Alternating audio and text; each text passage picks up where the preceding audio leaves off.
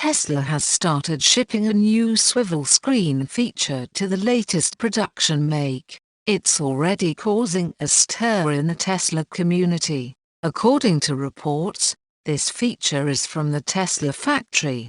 The infotainment system can dictate which direction the screen moves. Earlier this year, Tesla models were shipping to customers with the hardware already in place to make the screen swivel. At that time, the motors required to make the screen move were not present, so the feature was impotent. Swiveling screens are a popular aftermarket option, but seeing this one controlled directly through the infotainment system is unique. This new feature certainly provides a better view for the driver and offers the same experience to passenger as well.